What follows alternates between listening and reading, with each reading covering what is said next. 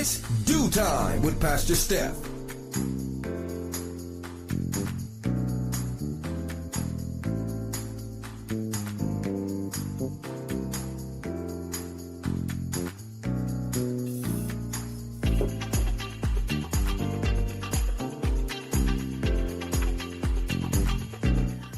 Good morning, good morning, good morning. Rise and shine. You're on with this DEW Time with Pastor Steph.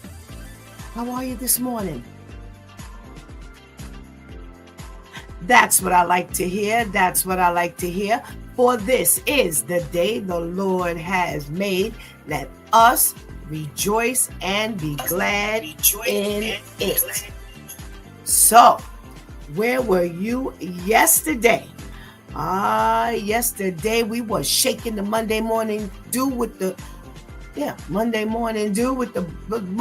the Monday morning blues with the DEW Time crew, and we had our relationship dilemmas with the men.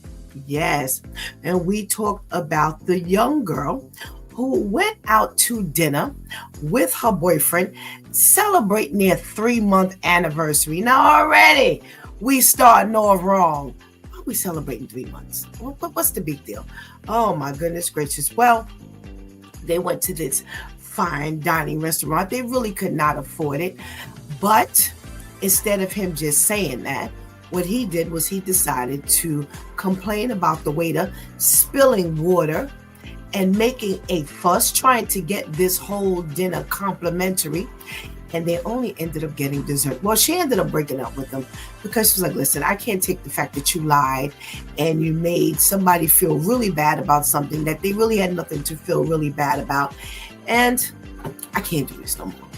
Well, the DEW Time crew actually agreed with her. Listen, take these signs from now.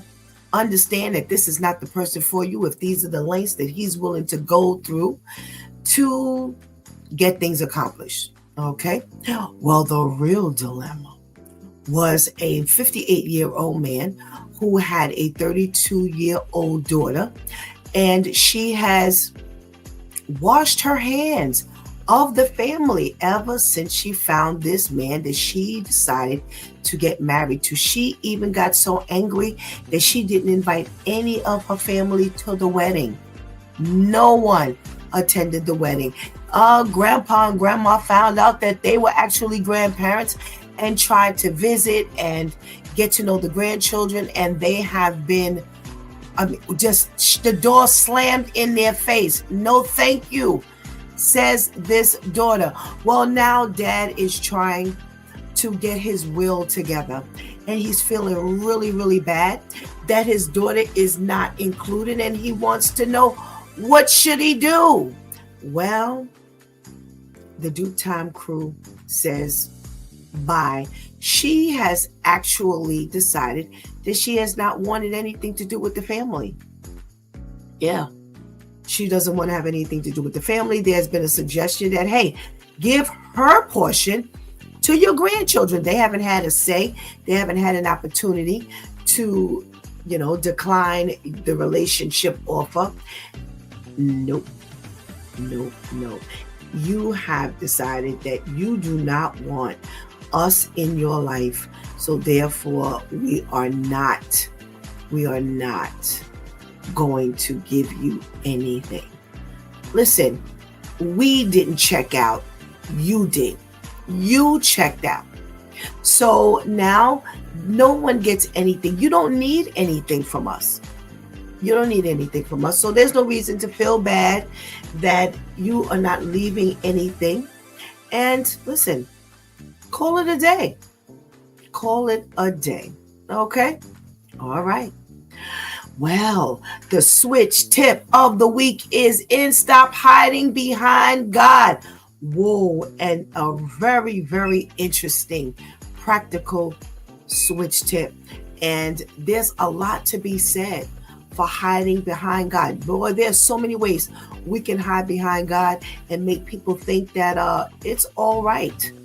Yeah, the more I've thought about that Just that headline, stop hiding behind God. You know, certain people you ask, how you doing? Oh, I'm blessed and highly favored. And there are issues going on. Open up your mouth. Say so.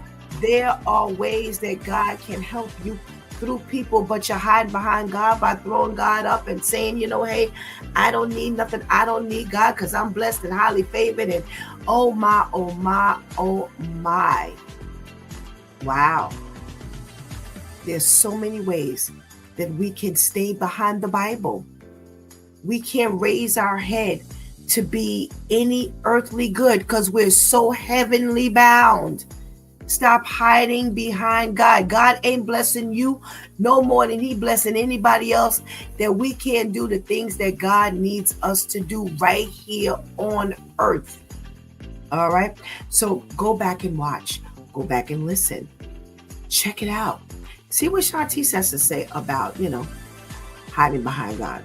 Okay. Okay. Well, today is Let's Talk About It Tuesday, Church Folk Day. And the news wasn't filled, but boy, do we have some stuff to talk about. And I am looking for you to load up this chat room so we can get this conversation going. Were you there last night, by the way?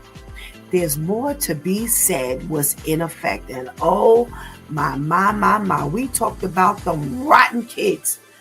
All those kids who are tearing up the parents' house because they can't get the things that they want. We're talking about this kid, 8 years old, fighting and pulling his mother's hair and fighting. Oh my goodness, biting. What in the world has this world come to where the Bible prophecy is being fulfilled right now? Yes. Parents warring against children warring against parents. There are so many things that are happening that are in the Bible that has been prophesied, and we are walking right into it. Well, last night, the only way to believe it is to see it for yourself. Go back right here and look at it. Yes, on YouTube. And you will see exactly what we're talking about. So, there's a lot of work to be done. So, again, it is Let's Talk About It Tuesday, Church Folk Day. Let's get this party started. Go ahead and get that healthy breakfast. Go ahead and tell somebody, anybody, everybody that it's due time when Pastor Steph is on. And go ahead. Because we will be right back. But don't you go nowhere.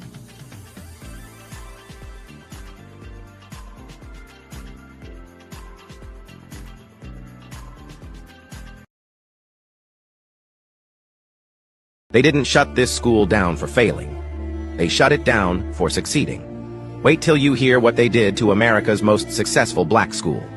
In the late 1800s, when segregation ruled the South and racism shaped policy, one black public school in Washington, D.C. broke every expectation. It was called Paul Laurence Dunbar High School. Founded in 1870, Dunbar wasn't just good, it was elite. Its students scored higher on tests than many white schools nationwide.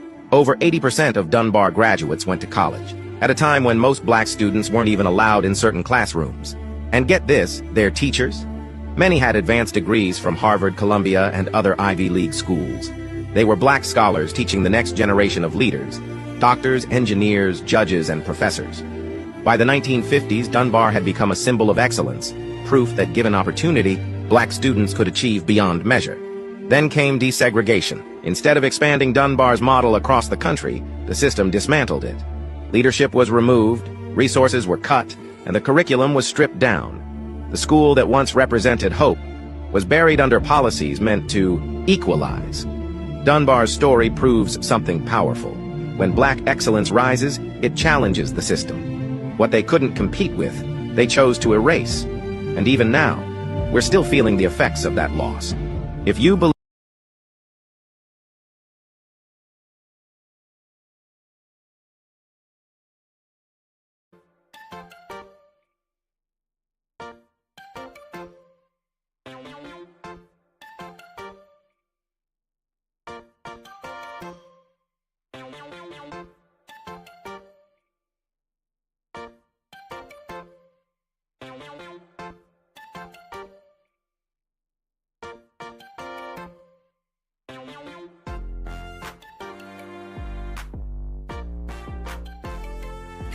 Good morning, and good morning again. Welcome back to It's Due Time with Pastor Steph. And it is Let's Talk About It Tuesday Church Folk Day. And boy, they have sure found a way to try to erase us from history. Ooh, thank God.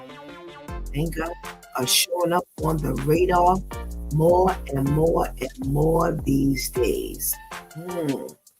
So, now I want to say good morning to those of us who are in due time world, but there's this crazy dual.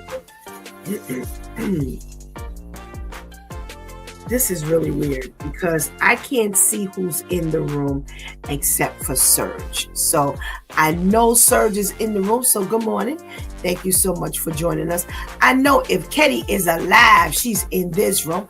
So let me say good morning to Ketty. Good morning, and good morning. And if I know right, Terrence is in the room. Good morning, Terrence. Thank you so much for joining us. We got a check-in from our girl, Lady Tamika. Good morning. Thank you so much for joining us. And I don't know if Miss Grace is out there, but I always like to say good morning just in case. Good morning, Miss Grace. Thank you so much for joining us if you're in due time world. And we always have to say good morning to the ladies who keep it held down each and every day. Let's say good morning to our Shantice. Good morning, Shantice. Let's say good morning to our girl, Anika. Hey, thank you so much for joining us. And whoever else is out there, thank you so much for joining us. Just keep putting your comments in. If they're going to pick up somewhere on the radar, eventually I'll get to see them. So thank you so much for joining us.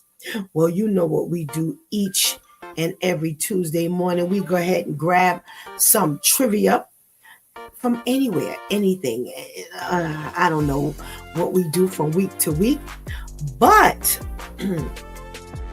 this morning I have a list in front of me where there is a list of things that baby boomers have done that have been rejected by all the generations underneath initially, but now people are deciding to pick it up. Yeah, because in actuality, hey, these ideas ain't so bad after all. So let's see what they have here. Lap blankets.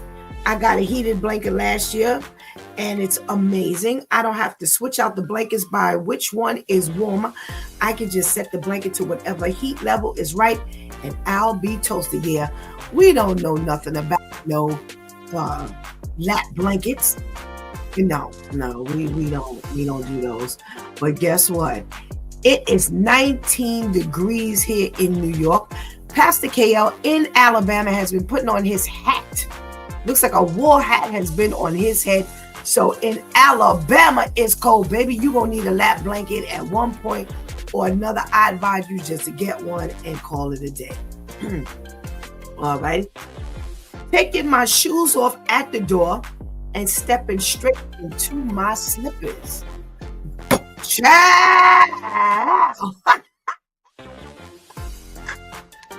We have a no shoes policy in my house, and I can't tell you. I leave my shoes my slippers at the door. I put my shoes on, my sneakers on, and baby, when I come back, I can't wait to do two things before I get through that door. I mean, good. And one of the things is slipping my feet into those slippers. So, Pastor Vinny, I'm coming to you. So make sure you figure out that baby boomer move that you ain't letting go. Okay? That you may have even advised your sons to do. So I'm coming to you. All right. Not caring about my looks or body image. I still struggle with that, especially in the culture we live in. But since I hit 50, I just care so much less. I'm definitely not going to judge my worth based on what someone else thinks. sometimes Fred Sanford would say, I don't know. I don't know. I don't know about that one. We went away and it was my birthday and we were taking pictures. And when I tell you, I was so dissatisfied and I was determined that I will not enter 60 looking like this. So, at one point you're going to care about the way you look and it ain't got nothing to do about anybody else. Okay. Because everyone's like, you look fine. No, I did not. All right. Tamika says, I have a throw blanket in practically every room in my home. A lap blanket would be nice. Yes, girl. Yes. I'm telling you. I have a sweatshirt that once the winter time starts coming in, I get my sweatshirt. I wear that sweatshirt all around the house. It is my house sweatshirt. Yeah, because you got to be warm. Child, you got to be warm. Ignoring the clock, eating when I'm hungry, and sleeping when I'm tired. That's what the baby boomers did, and that's what people are picking up these days. Ignoring the clock, eating when I'm hungry, and sleeping when I'm tired. Child, is sleeping when I'm tired? Absolutely. I'll take a nap at any time during the day. You're just going to have to talk about me. Just talk about me. Moderate breakfast, moderate lunch, avoid food comas, and light dinner for better sleep. Okay, I just haven't grasped that one yet. I don't know. I need some help, y'all. I definitely need some help. I enjoy spending time in a peaceful and quiet home instead of partying. Where Shanti said, I know that's what she would co-sign on because she talks about that now. Man, I was never a party girl. But when I tell you I love my house, if I never have to leave, I'm actually okay with that. Yeah, because the just getting dressed part is enough for me. Just getting dressed, putting a coat on, putting my sneakers on. Oh man, that's a job. I do see a check-in from my boy Terrence. Hey Terrence, thank you so much for joining us this morning. Comfy pants, comfy shoes. Life's too short for uncomfortable pants and shoes. It's so true. We're talking about the things that the baby boomers did that people have been warring against and talking about the baby boomers, and now they are looking to do we're looking to do what the baby boomers have been doing all along. I've been eating dinner earlier. Got to give food a chance to properly digest before bed. Yeah. You remember like older people used to eat early. Yeah. They didn't eat all 11 and 12 o'clock at night. No, they was in their bed by that time. So yeah, they definitely went to bed earlier, which meant that they ate earlier. We got to catch up with that habit. I carry paper printouts on my vacation itineraries. As someone with a common name, it helps if I have the confirmation number handy. Having a piece of paper with the information for my flight, hotel, rental car means I don't need my phone. I gotta tell you, I do at times find comfort in having something hard and tangible, opposed to looking for it in my phone. I do admit that sometimes it is a little easier just to have your phone. But my thing is, if the phone locks up, if you lose the phone, if you forget the phone somehow, it's like you out of luck. Yeah. So I ain't mad at them. I keep a place for everything and everything in its place. If I bring in something new, something older goes, makes you think before buying and clutter way down. I'm still trying to pick up on that one. Yeah, swapping out stuff. Just recently, I've decided to just get rid of stuff. Just get rid of it, Stephanie. Just throw it out. Pass it on. Give it away. Stop trying to save it. Yeah. I'm with that.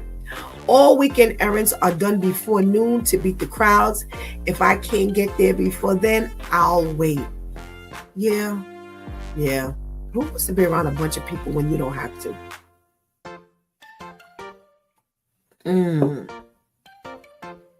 I won't buy any clothing that doesn't have a little bit of stretch. I accidentally bought a denim jacket without and had to get rid of it because it made me feel claustrophobic. I wonder how I ever tolerated all the cute but uncomfortable outfits I used to wear. Okay, okay. Going to eat at a nice restaurant at the reasonable, non-busy hour of 4:30 p.m. Yeah, that is straight old school. But there's so much peace in that. My sister, she cracks me up when she used to go to the movies. She'd be like, Steph, we there early. We got our popcorn. And she would take her older son and daughter, and they just went with the flow. But yeah, she was there when they were like first opening up the doors. And I can't blame you. It is just so different that when you got like people all over the place. Man, we can't talk about them baby boomers no more, because I'm telling you, it's much different. Yes, listen, thus the day parties. Yeah. Yeah, people party during the day, and then by the evening time they home. And you didn't had a full day already. Yeah. I turn the closed captioning on anything I watch on TV. Okay, I gotta raise my hand. I can't stand having to rewind because I didn't hear something. Listen, put the words on the TV and call it a day. I'll watch and read. I'm okay with that. Some people can't stand it, but I gotta tell you, I give that a thumbs up. Abiding by the idea that there's always room for ice cream, at least according to all my grandparents. That's cute. Well, I got to tell you, when we were away on the cruise, the whole table lived by, I got to get my sherbet. Because, okay, so two of us can't eat regular ice cream because one can't eat dairy and ice, and almost every ice cream has eggs in it. And they had this slamming sherbet, lemon sherbet. Well, every single meal, somebody was going and coming back with bowls of sherbet. Yeah, everybody. So there's always room for ice cream and sherbet. Wanting to stay home and having people come to me. Yeah. Carrying ibuprofen. Let me say that right. In my purse always, you never know when one might need it. Yep.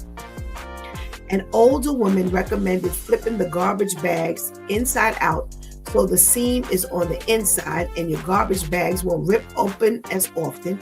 I still put my garbage in like this years later. Okay. Starting to understand that not everything needs to be rushed. I'll get there when I get there. As long as you're not late. I can't stand a late thing. Drives me crazy. I got into knitting last year, and now I'm like, okay, I get the appeal now. I recently started crochet too. Yeah. That's always been the most, peaceful thing to do. Yeah, really peaceful. Going out with my husband for lunch instead of dinner. No overly stuffed belly before bed. Can't get into your PJs and relax at night and talk about the lovely lunch. And you can enjoy the views or gardens at the pub or a restaurant. Okay. Afternoon naps. Yes and yes. Getting home, hopping in a quick shower to wash the grime off the day, and laying down for a quick half hour to hour nap leaves me energized and refreshed for all my afternoon, evening stuff. And I found it means I need less sleep at night to feel refreshed by at least 1 to 2 hours. So it's actually a net positive on the rest to sleep ratio.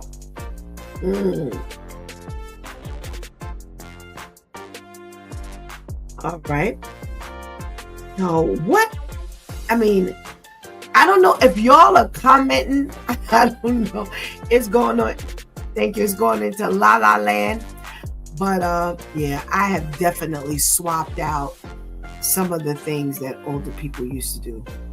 Yeah, I do them now. I have no qualms about doing it. Talk about me if you want to. You know, my daughter calls me, you know, my mother's name, because she said I do stuff like my mother. Yeah, just as your body and your brain move into the older years, man, you swap out that stuff.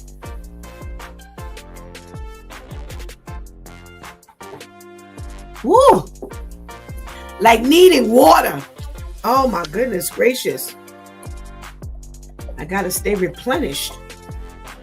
All right. So, let's get to this news.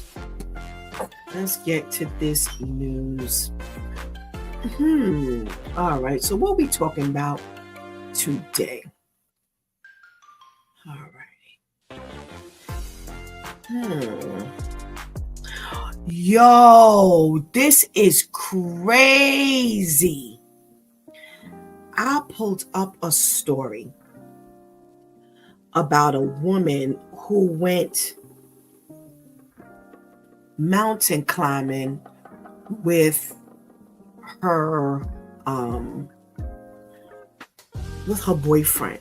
Now, I was supposed to do this story yesterday because it was relationship day, but I didn't get around to it, and I wanted to definitely talk about it today since it's Let's Talk About It Tuesday.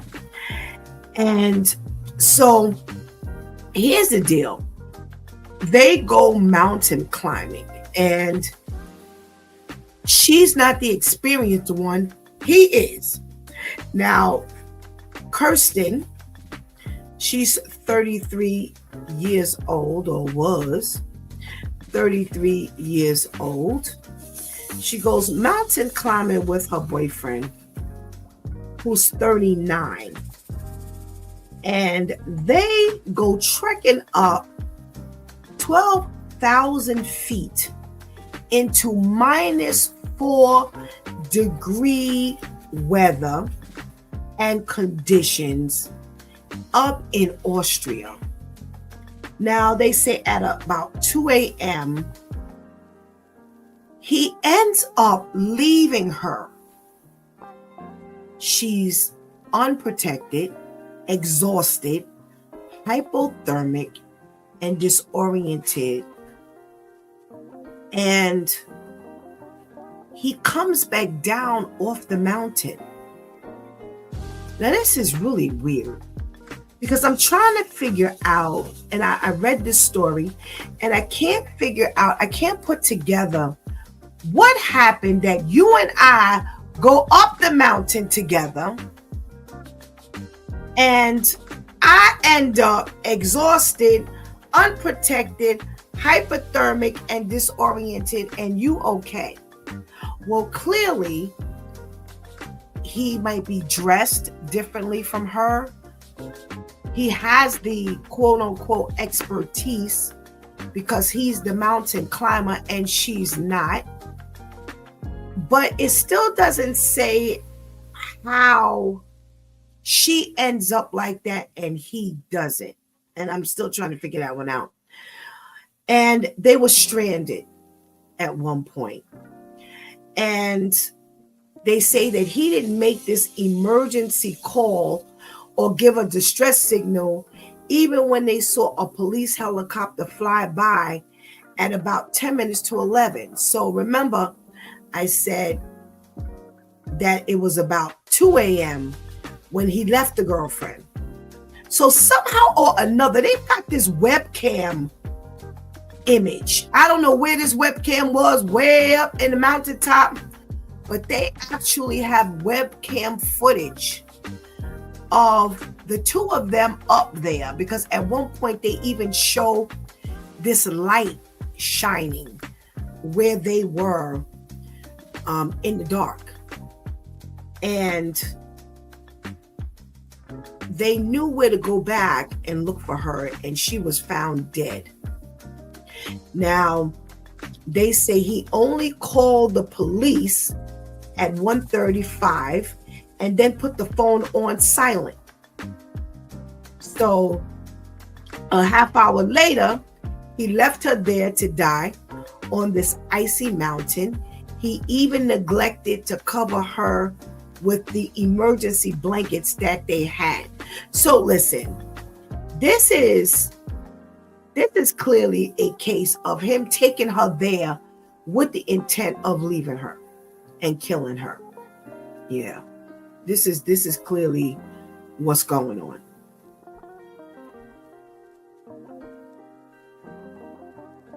Now, my suggestion, I ain't going nowhere up in nobody's mountain and you taking me there and you the expert and I know nothing. That ain't happening. That is so not happening. So not happening. Because how in the world do we even end up there? Huh?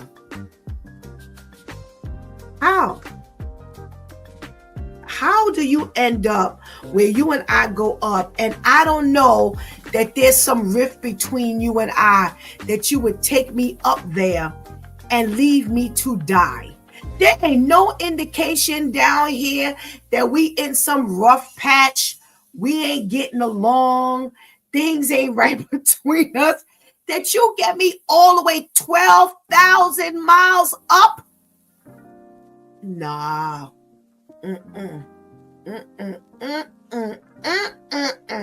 Yeah. So they found her dead. Now, I don't know what happened where I don't know if he ended up coming back and then they were pressing him about where she was because they knew that she had gone up in the mountains with him. I don't know, but like I said, they definitely got webcam footage because they got pictures of the two of them. And like I said, they even have like a picture of where they were on the mountain that was like lit. So at one point they were up on this mountain, wherever they were resting, they had light. And they actually have a picture of it, of that lit area on the mountain. So I don't know, y'all, but yeah, that ain't happening here. That is not happening. We got a check-in from Miss Charlene. Hey, Miss Charlene. Thank you so much for joining us this morning. Tamika says Jack and Jill went up the hill, got in an argument, and only Jack came back down. Well, clearly, they were arguing before they went up on that hill, Tamika, because he was definitive about leaving her up there. You didn't even cover her up with a blanket. Yo, I'm going back to that wording that I asked earlier. I'm coming back to that one. Where we at? How did she become unprotected, exhausted, hypothermic, and disoriented? That is not by accident. I'm sorry. I'm with Terrence. He set her up. Katie says, I would never go mountain climbing with a man. You see all the movies and women never come back alive. No, won't go. I'm with you. I ain't going mountain climbing, period. I don't need to be up there and I lose my balance or I lose my grip. Nah, that's all right. I'm staying right here on the ground. Oh, poor thing. She really trusted him, and that's the sad part about it. That is really the sad part about it. What else are we talking about today? Okay, talking about going and not coming back. Tamika says, out of all the things that I've ever wanted to do, nope, I'm with you too. All right. Well, talk about going and not coming back. Well, there's an Arkansas mom who filed for a divorce. She filed for a divorce earlier this year, so this came up pretty quickly for her. So she has 2 young children with this gentleman. Okay, she also has an older child, so clearly this was a child before they got into the relationship, and they go to their final divorce proceedings where this was finalized. Okay, well, the next day they found her and the 2 children dead. Yep. In the house. In the house. Now, here's the thing. One of the things they say is that there was, at one point, there was an order of protection against him because there was some domestic violence involved. Now, they said they found the bodies, and it was her and the two young children suffering from gunshot wounds. They said that they were not technically identified, the children, but they were both about 6 years old, and they were with the mother's body. So they're assuming that this is, the three of them all together.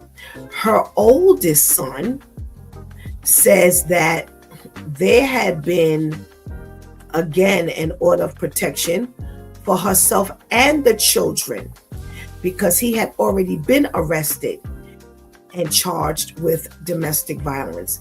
She had also filed for full custody of the children. Now, here's the catch. So they get these proceedings done. Everything is finalized. The day after, they find the woman and the two children dead. The day after that, the husband's attorney files a motion to dismiss the divorce case because the plaintiff has passed away. Yo, talk about dumb criminals. Why would your lawyer put out the day after to dismiss the divorce case because the plaintiff has passed away? What happened to the grieving? If he has nothing to do with this, what happens to the grieving process? What happened?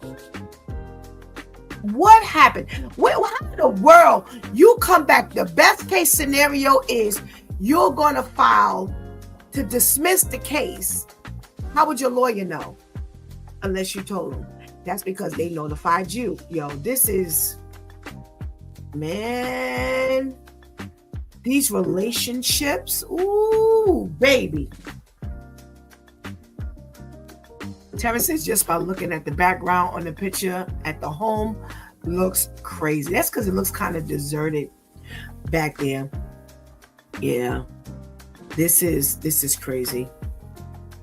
Well, that's out in Arkansas, so I'm not surprised with the way the back looks. But I don't know. Y'all tell me. It sounds pretty fishy to me. I don't know, y'all. But, I mean, you can't even be smart enough to pretend the next day after her and the children are found.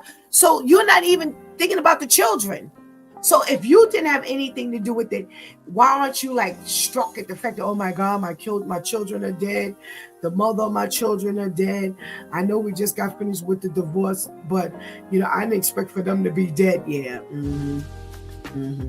That's because you had something to do with it. Speaking of, we're going to call this, let's talk about how crazy they are Tuesday.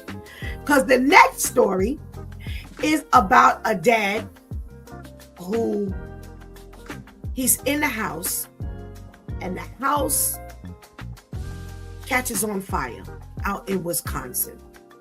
So Joshua told the cops that when the house caught on fire, that he ran out the house and forgot the kids. Oh, Lord have mercy. He said he panicked after realizing his home was on fire. He left the 3 kids on the inside and ran to get help. And he ended up being the only one who lived. So the 3 babies are dead. So the 2 boys died there on the scene. And the little girl was actually taken to the hospital where she died later. And this was Thanksgiving Day. Mom says she spent Thanksgiving morning with the 3 kids, 10, 9, and 7. And then she dropped them off at the dad's 2-story apartment. And she later learned her boys had perished in the fire and her daughter had been hospitalized. But at the hospital is where her daughter died. And she's been asking, you wouldn't grab the kids before you ran out the house? Yo. Let's talk about how crazy they are Tuesday. What in the world is wrong with these people? And can I honestly say, this is all he's got to say. He said he went to sleep. They all went to sleep. He woke up a little while later. He saw that there was a fire at about 11 o'clock. His eyes felt cloudy. He went downstairs. He saw a little fire on the kitchen floor. He panicked and walked out the front door. And he says, he thought, I have to get help. And he started banging on all his neighbors' doors, screaming for help. And he yelled to the kids to come downstairs. He says, I opened the door, heard my kids. I tried to go back in, but smoke just came to me and I couldn't see. I barely got 2 steps in and I had to turn back around. When I opened the door, it made it even worse. And he says he went, before going to bed, he had a cigarette in the kitchen by the sink, but that he believed he extinguished it prior to going to sleep. Yo, he did it. Yo, he did it. Oh my God, he did it. Oh my God, he did it Tuesday. Oh my God, he did it Tuesday. All right, that's strike. What's that, strike 3? We got the one who left the woman up on the mountain. 2, we've got the divorcee. 3, we've got the dad with the 3 kids.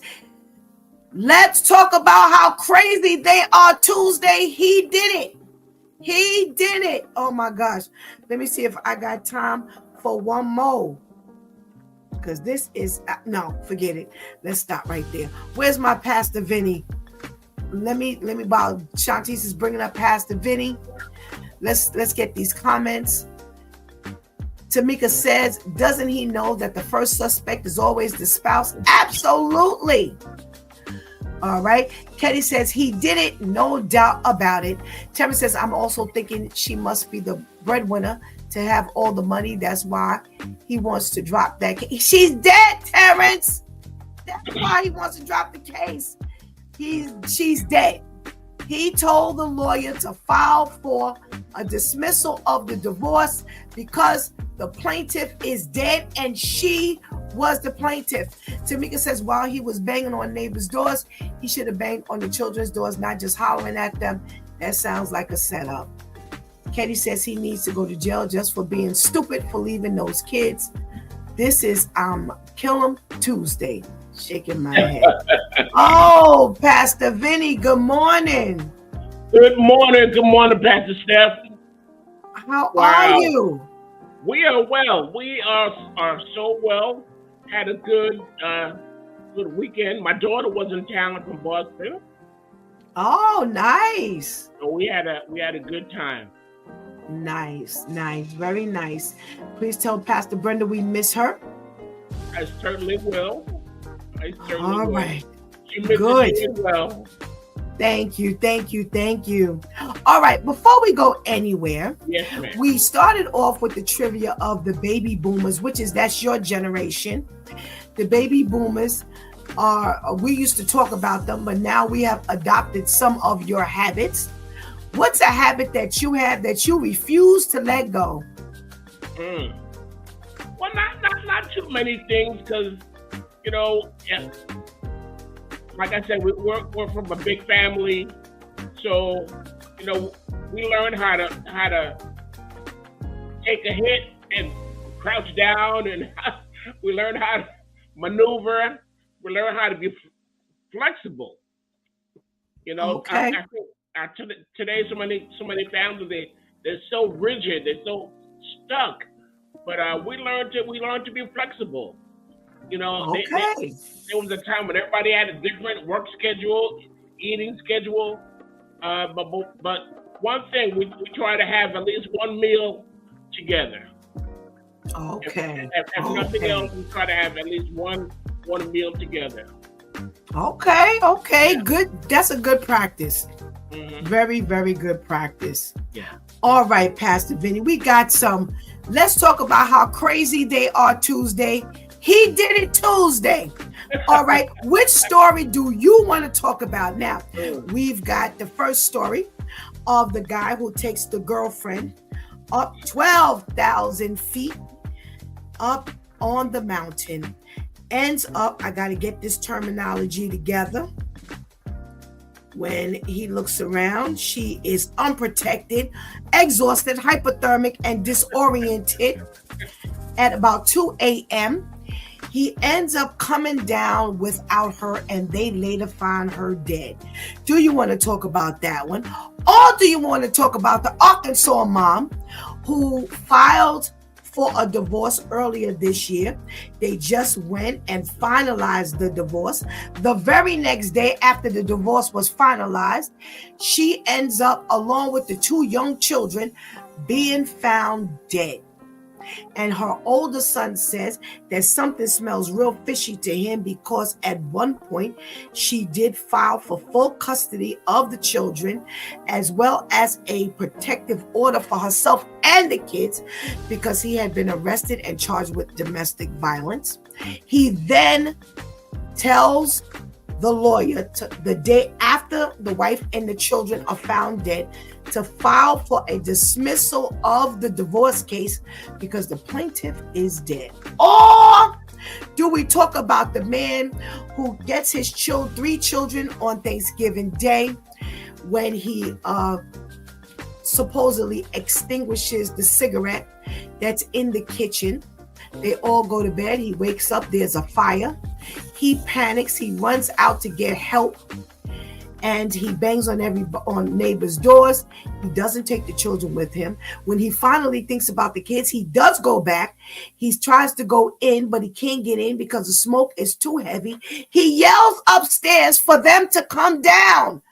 Pastor Vinny. Oh, Lord. What story do you want to talk about today? Remember that show, Let's Make a Deal? Oh, Monty. Yes. Box number 1, yes. Box number 2, box number 3. Yes. Oh. I'm looking at the 3rd one. Okay. Dad with the 3 kids. Yes. So very sad. So very, very sad. The mother just dropped the kids off so they can spend Thanksgiving with that's Thanksgiving, right? Yep. With their dad. He must have got tired of that child support. Paying them bills every month. Premeditated. Okay. It is so sad. Yeah. This is so sad. Why are you banging on my door? You're supposed to be, listen, if my house catch on fire, you ask Pastor Brenda, you better be on that landing reaching up to the second floor. That's right. That's right. You better be, I don't care if you make it, but you better be trying. That's right. No, that's right, Pastor Vinny. That's the first thing you think of. Right. That's the first thing. Right. Growing up, we had one fire in our neighborhood, I remember. And the fire started 5 houses down. Wow. The fire started 5 houses down. And by the time the fire engine came, it was right next door. I was looking out the window, looking at flames. They came in, evacuated all of us, and one of our neighbors that lived up the block said, come inside where it's warm. you know. So the fire never got to our house. The firemen sure did. Okay. Yeah. They Wow. damage in the fire. Wow. Yeah, They always say that. Yeah. They always say the water does much more damage than the actual fire does. Yeah. Oh, all right, Pastor Vinny. We got a check-in from Emma. Good morning. Thank you so much for joining us. Good morning. Sun will make people and do anything, and we can't be surprised at nothing that happens today. And we're not surprised at anything that happens today. The enemy is the prince of this world, and he's definitely having a ball. Oh my goodness. Yes. Let's talk to our Pastor KL and see what he's got to say about this thing. Good morning. Good morning. Good morning, my brother. How are you? I'm cold, but I'm okay. Thank you. All righty. So you got your 3. Which one you talking about this morning? Wait. Before you do that, what is there a baby boomer practice that you used to talk about your parents? You know, did you talk about something they used to do and now you find yourself doing it? Like, man, I can't wait. Yeah, beating kids. To talk about them beating me. Well, when I grew up, I figured out that was a good thing. Spare the ride. Spoil the child. Spare the ride. Oh my goodness. You know how they say you understand it better by and by? I understood it better. All righty. It's gonna hurt you. Yes. Wow.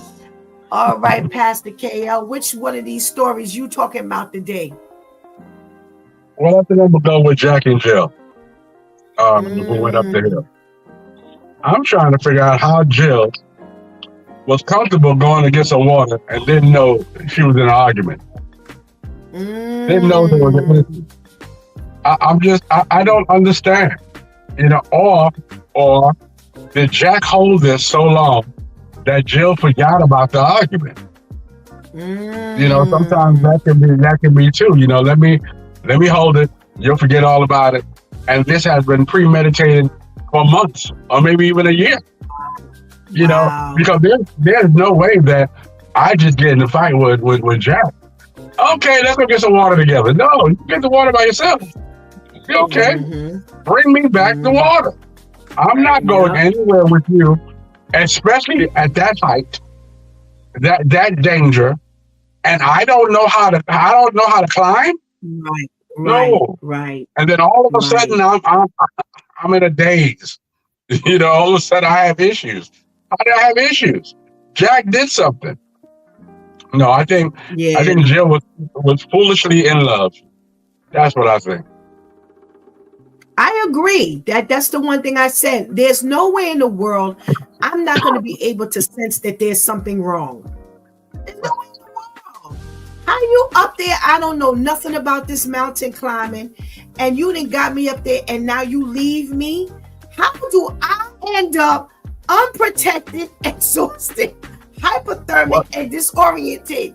How do I end up like that? And you got enough strength to climb all the way down and leave me there? Nah. Well, the other thing too is that she messed up so bad. Now she's trying to make up. She's trying to apologize. Okay, you want to go rock climbing? I'm sorry, I'll go rock climbing with you. And she don't understand that she did that to herself. Wow. Something to think about. Definitely something to think about.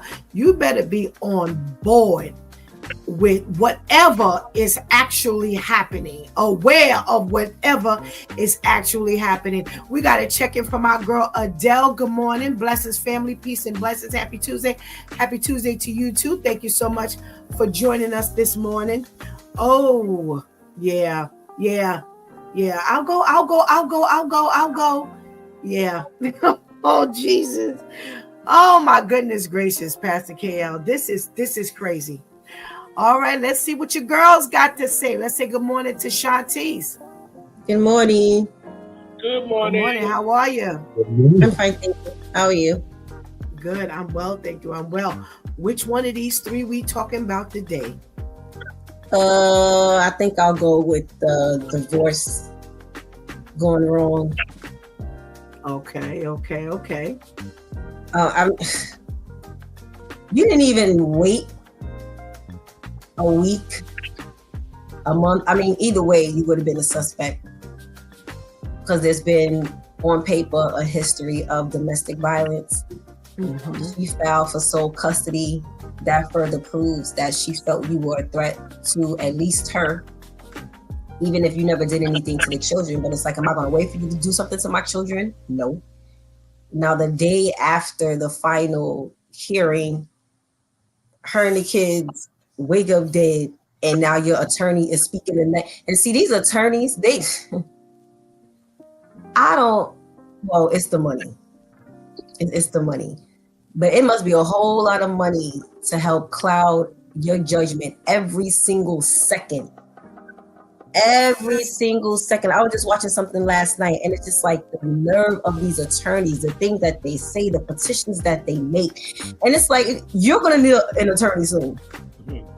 You're going to need an attorney soon. And if they started charging these attorneys for being an accomplice, a lot of them would not be defense attorneys to a lot of these people. That was just real careless. And then on top of that, you have the oldest, thank God, who was able to give an account for some of the things that happened. So you think like the authorities are just never going to look into you? You can't even divorce. So last week it was, do you even argue with your spouse? Now it's like, can you even divorce your spouse? It's like, you can't do nothing. You can't do so. I try to do the right thing to get away from you, and I still end up dead. Yeah, this is crazy. This is crazy. We got Tamika that says of the previous story, it takes a lot of venom to do all the work in climbing and then leave her at the top with nothing. Yeah, that's why we know it's intentional. That ain't nothing by accident. You don't climb 10, 12,000 feet in the air and then oops, I forgot her. It's only two of y'all that went up there. Only two of you that went up there. All right, we got a comment regarding the story where the mother and two children were found dead. Maybe there was some assets, property, or insurance money that he would be entitled to if they were still married. Possibly. Definitely possibly. But how are you now going back and asking to dismiss the divorce case? First of all, it was finalized already. How do you dismiss something that's finalized? Number two, after they're found dead, stupid, you automatically look suspect. You automatically look suspect. Just let the smoke clear. Because maybe what could happen was that being that there was some assets, possibly some money, some insurance, that he would have gotten it. Because being that she was divorced right that day before she was found dead, there may have been no time for her to change any of the paperwork. So therefore, you would have gotten money anyway, but you ain't getting no money now. Because now not only were you going to be the first one they look at, but now after you went and asked for this reversal the day after she's found dead, it's like, again, it's not even like she was just found dead. She was found dead with your kids. So if you cared anything about the children, then you wouldn't be talking about no dismissal. And not only that, the son has already said that she had an order of protection against her, for her and the children. So something that went on. Something went on bigger than her and them kids. Oh my goodness gracious. Whew. All right, I got two stories here. We got a shock baller. Right. How are you? Thank you for joining us.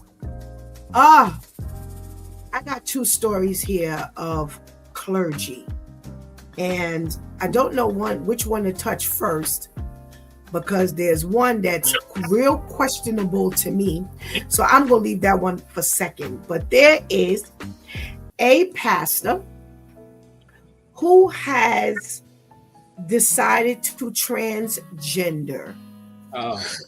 And he has made this an announcement to his congregation, and he says, I get to announce with joy that I'm transitioning.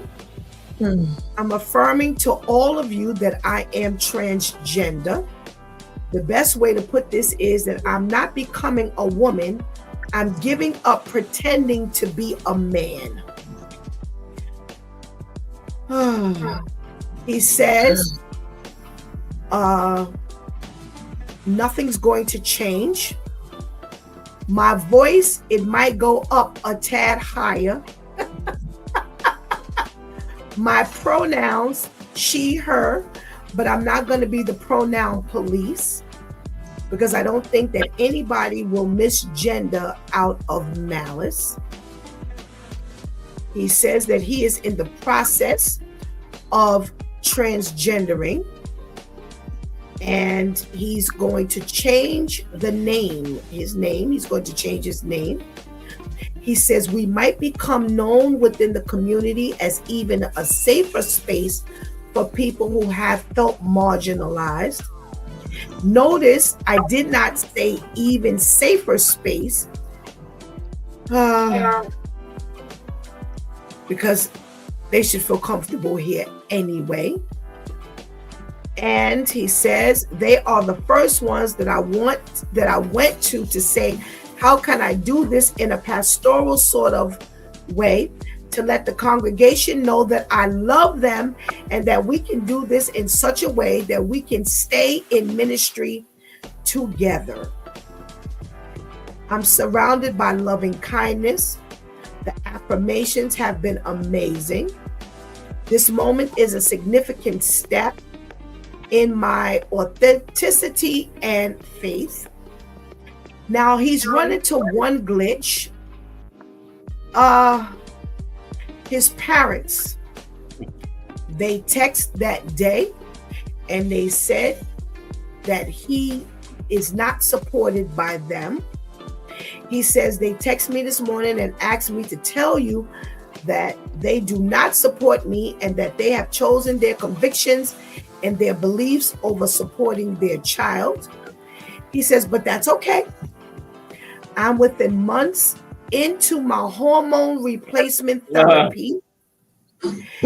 And I'll have to just learn to live with my parents that way.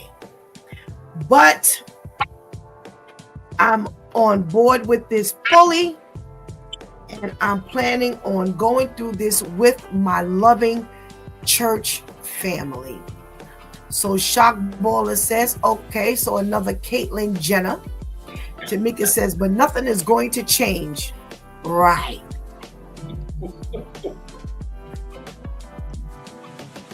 Shantice, he's got the support and love from his congregation.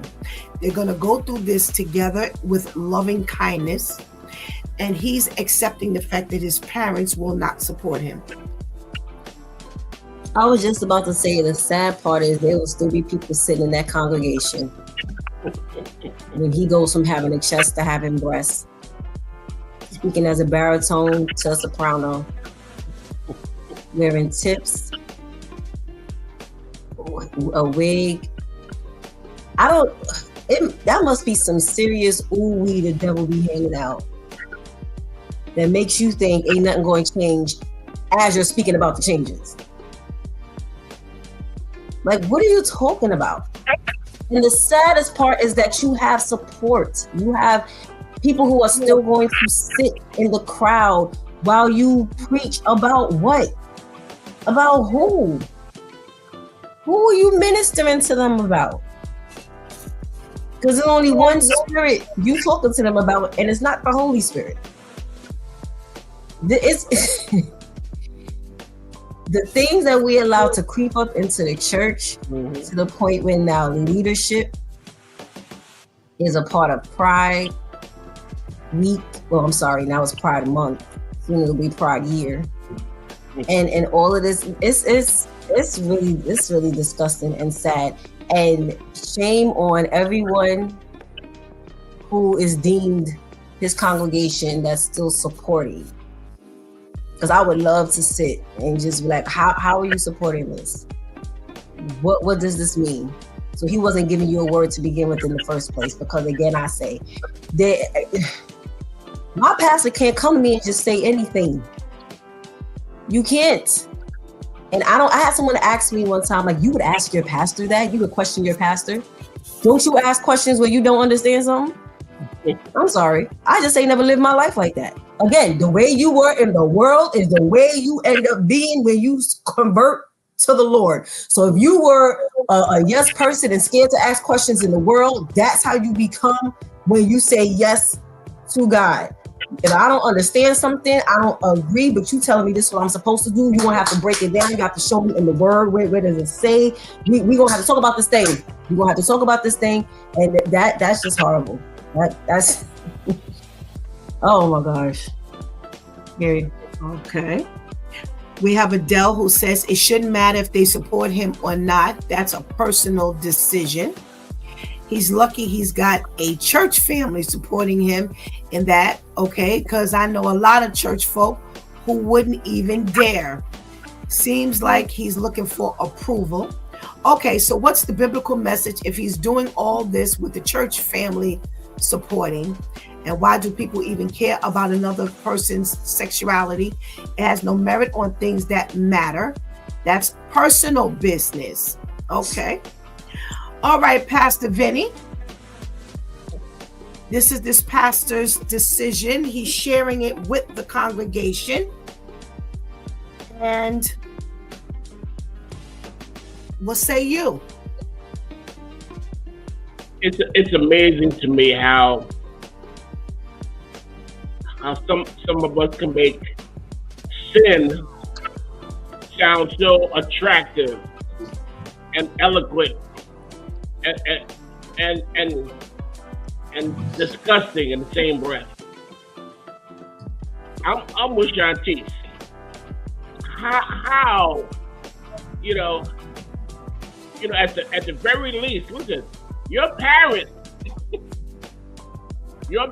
put up a no trespass sign on their door. We done. We are done. We are not going to support that. And then his congregation, they just gonna la-di-da. My man is trying to hold on to that bag. That's all. He's just trying to hold on to that money so he can move on to the next phase of his transitioning. Listen, if I come to my mother and say, listen, Mom, I'm transitioning. She would say, well, you dying? Because you better be dying and not all this other foolishness. This is, it doesn't stop. It doesn't stop.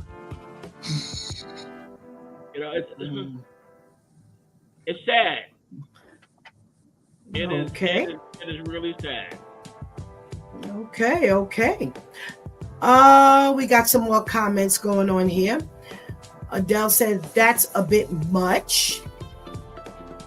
Are we sure this church really is following the Bible? Pastor KL, what say you about this whole transitioning pastor? I wish I had Jeff with me today. However, I'm baffled from the story, and when you say, but there's only one glitch. Only one glitch?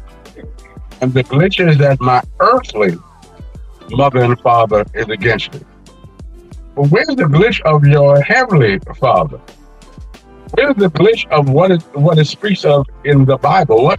What are you teaching? Are these not glitches? Are you only reading when it says "come as you are"? Is that the only scripture or sermon you're speaking every Sunday? But it doesn't say anything about being delivered or delivering. And how is it so many amen people in your corner? So obviously you're not teaching anything of substance.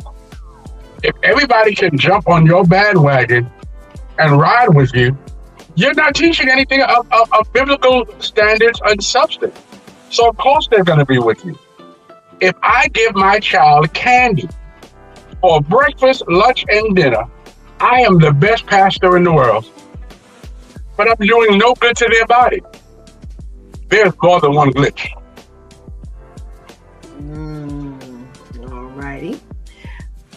Adele says, this is a bit much to be discussing in church. So here's my thought. And I'm big on this.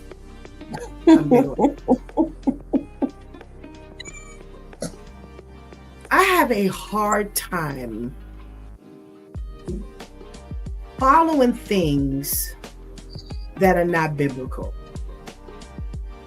If we're supposed to be looking at this Bible as a source of reference as to how we are to live according to God, if we're utilizing this Bible as a source of reference as to how to live and what God expects and things like that, my question becomes, what happens when this topic is mentioned in the Bible?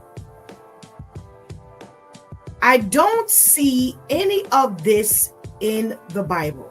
I never see anything about transitioning in the Bible. I never see anything about it's okay that there were people who lived this way and it was fine for them to live this way. There was some stamp on what they did that was okay, that God was pleased, that Jesus walked the earth and he said it was okay in the New Testament. I'm not seeing any of this. So again, as I'm going to church and I'm being led by someone, whether it's a female or a male, how do I get you to jump on board for stuff that's not biblical?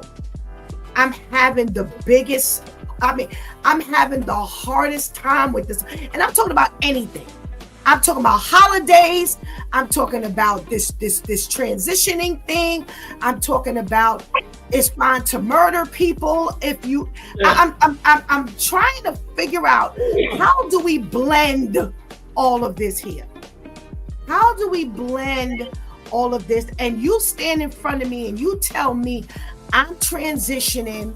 There won't be much change. My voice might go up a tad higher because I'm taking hormone replacement therapy pills or shots.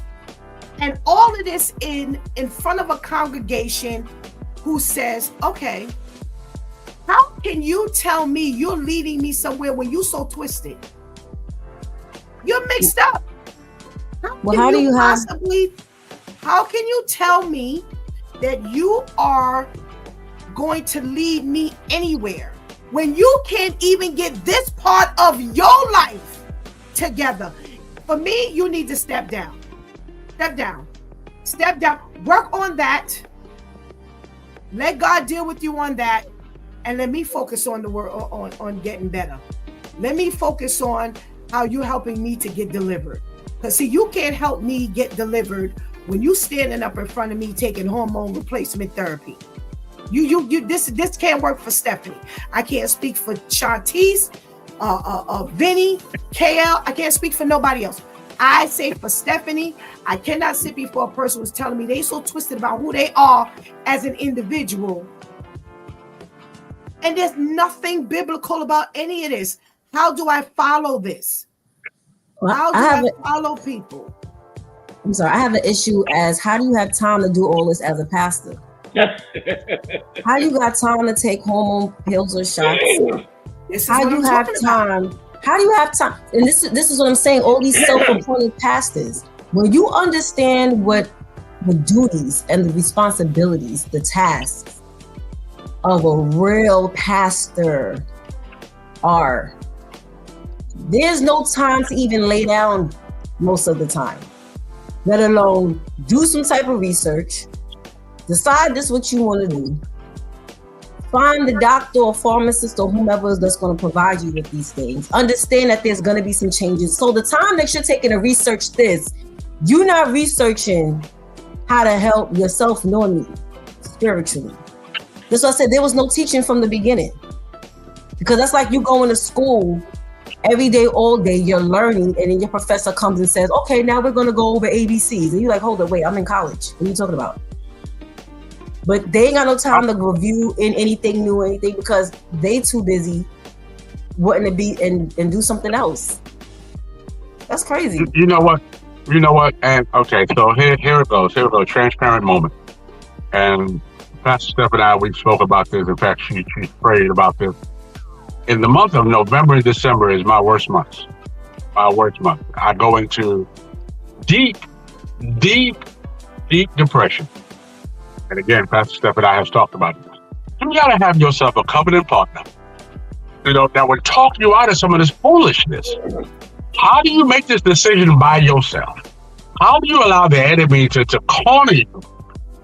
And you don't reach out to no one. That's suicidal.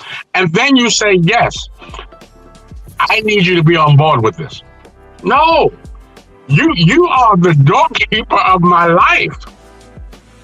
And now I got to be on board with foolishness, and you want to make it pretty, like it's okay? Am I not more confused? Let me tell you something, and Pastor Steph can attest this.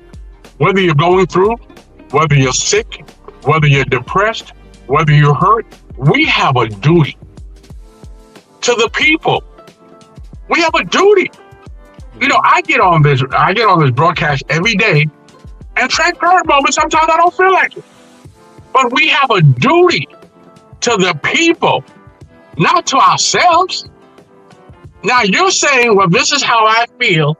And watch, you come out and told me after I've already started the process. So no one can talk you out of it. You're already in the process. So you've decided for me as my leader that this is what we're going to do. That's not God. I'm sorry, that's not God. And that's the point that I'm trying to make. How are you helping me when you all twisted? You can't help me or a congregation, and you yourself is going through something so personal as you're trying to move from being a male to a female to a male. That's a huge movement. Huge. Now you focus on you and me and KL and Mary and John and Joe and his families. That's just way too much going on. You need to step down and give that to somebody else, because right now you can't do this thing here. It is not possible for you to multitask right now. That's not, no. We can't do that. That is not happening. There is no way in the world that you are telling me. That's why I said I agree with 100% with Pascal. You already going through the transitional period. So you didn't even take a step down. Here's the problem that I'm having as well. You didn't even, when you got to this point and you said, hey, I'm not settled in who I am. Let me just step away and just deal with this, and then give that to someone else, and let me just resolve this.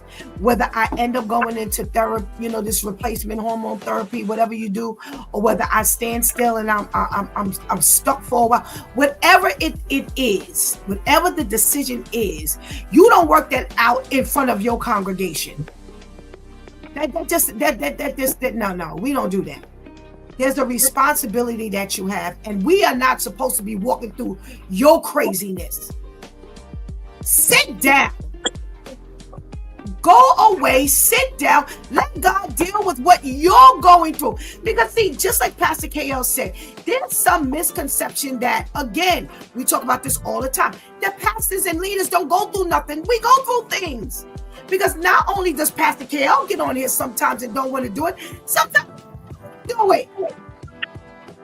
Either I'm not feeling well physically, I'm not feeling well emotionally, I'm not feeling well mentally. I just don't want to do it. But I've answered the call, and this supersedes what you want to do.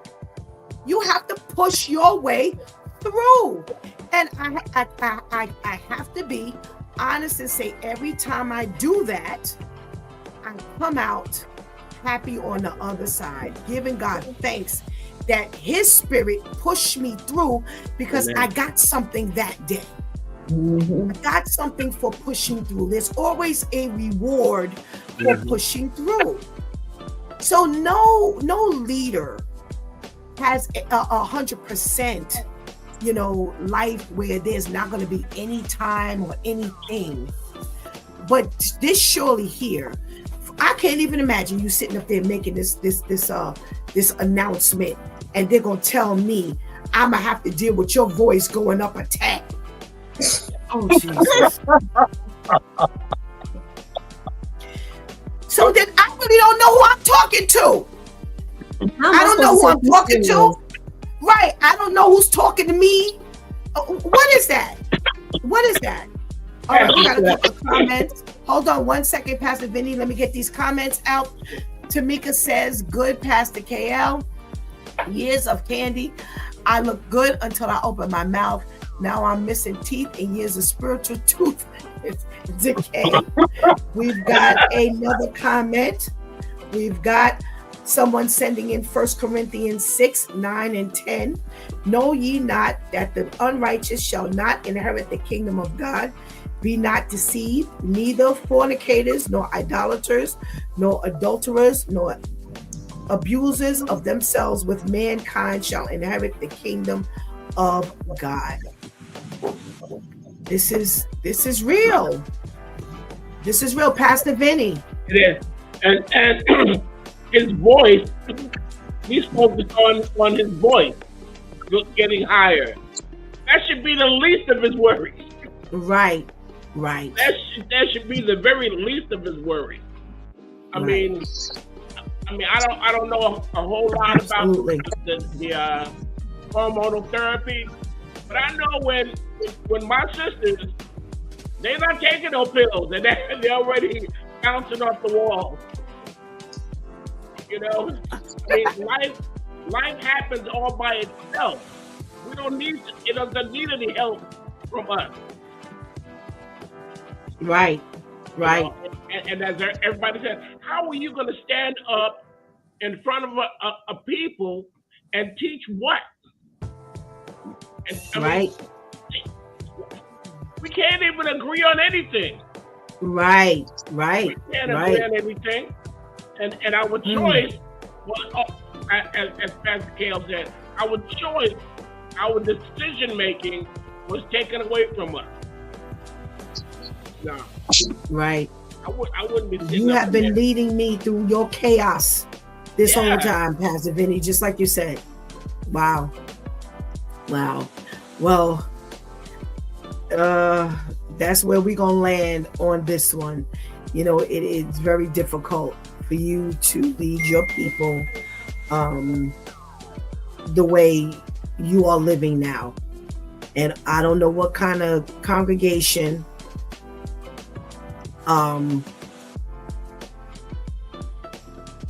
it will accept. Let me see something here. I got some comments going on. Hold on.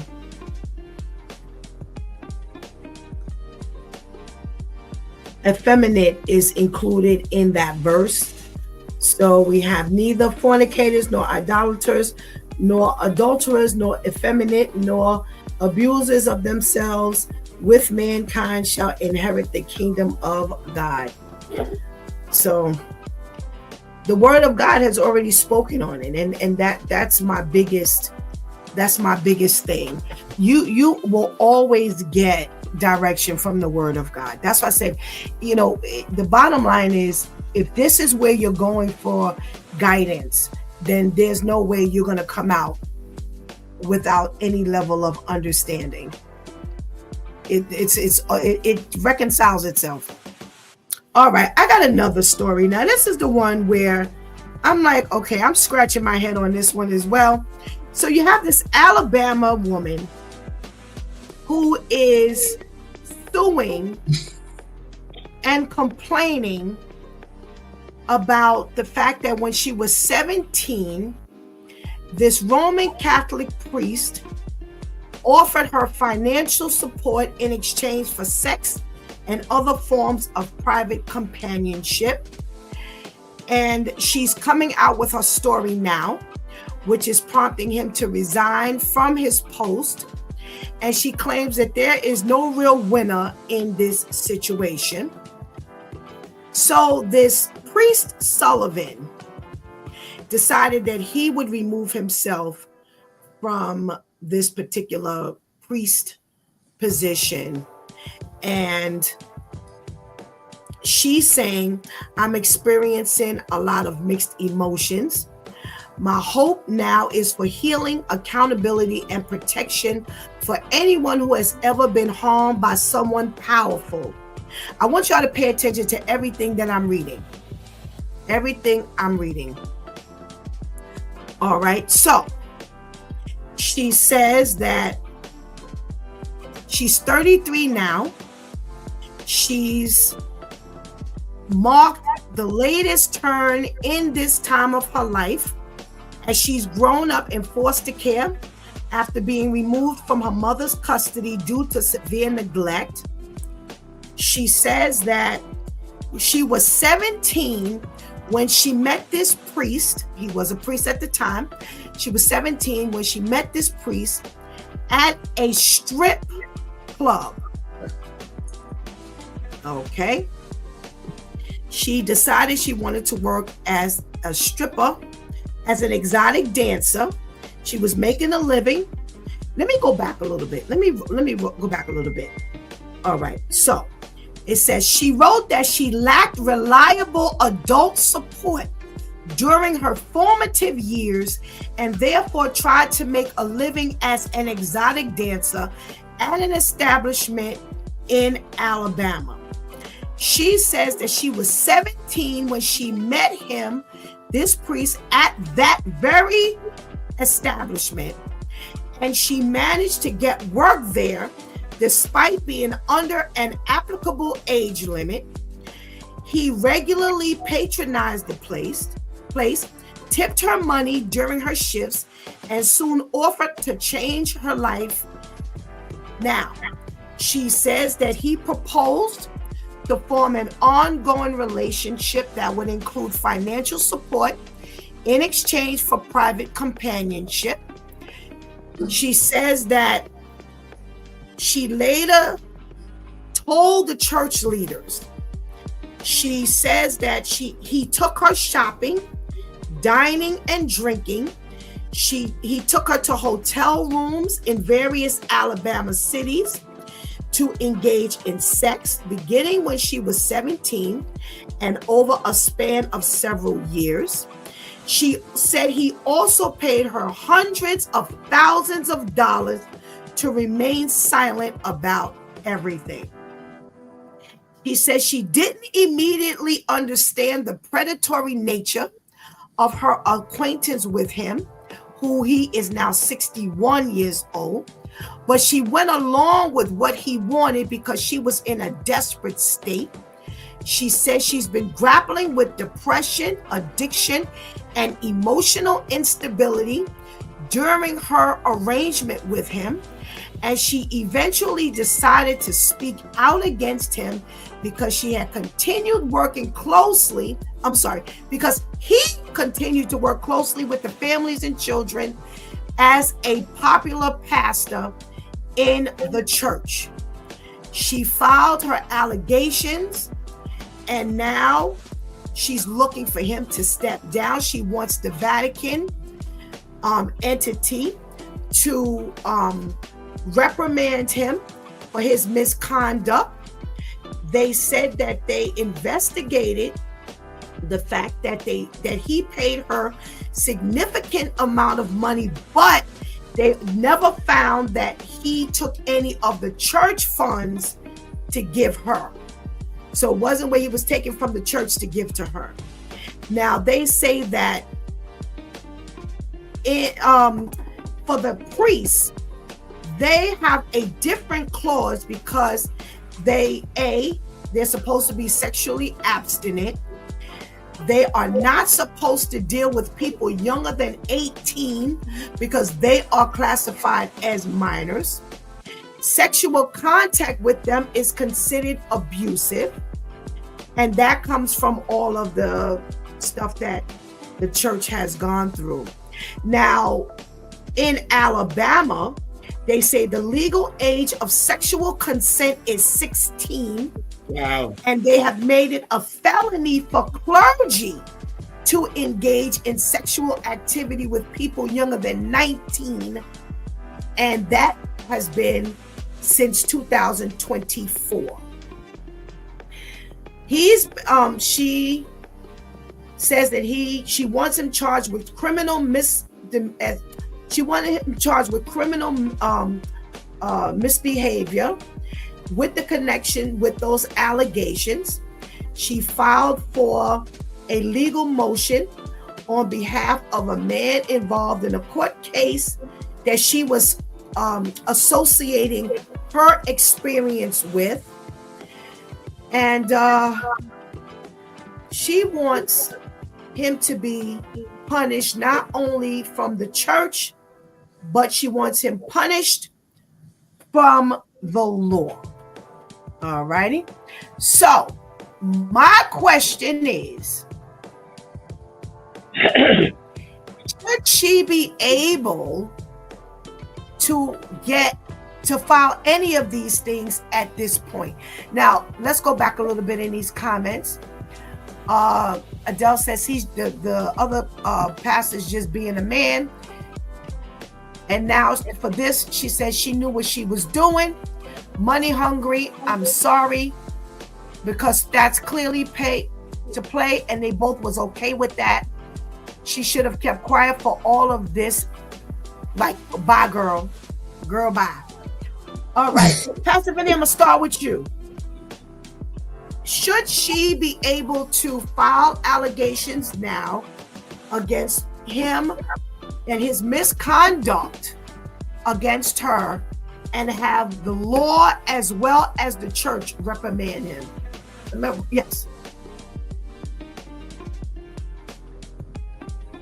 She should be able to, get reparations, but who knows? I mean, is there a statute of limitations?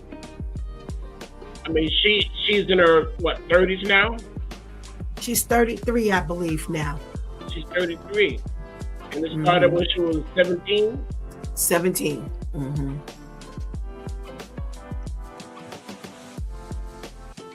I mean,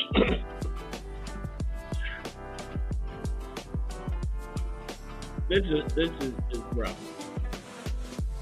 I mean, I would think that she'll be able to get some kind of justice, but after time has gone on, she started out on the bad side. From birth, being in an adoption agency or something like that. Yeah, she was in foster care. Foster care. So she never really had any guidance. And this priest really, I'm losing the word, but this priest really used her.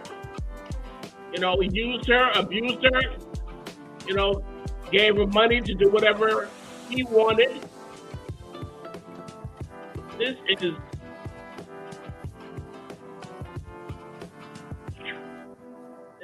bad. Okay. Shantice, what say you?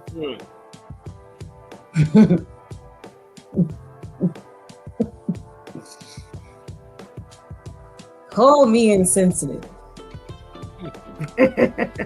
Insensitive.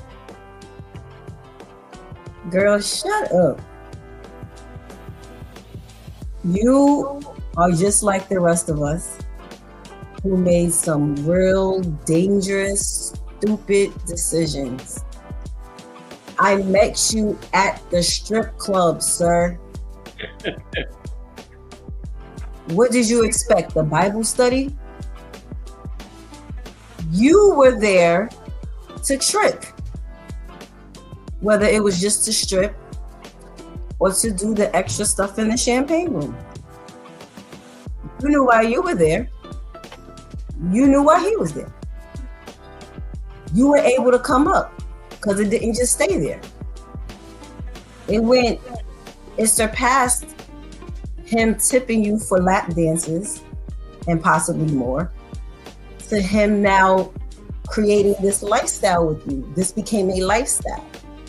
So here, and again, something I was watching last night that was a little similar to this. And now everybody talking. And after a while, I believe it was the Holy Spirit that brought this to my attention, because I'm not always that bright.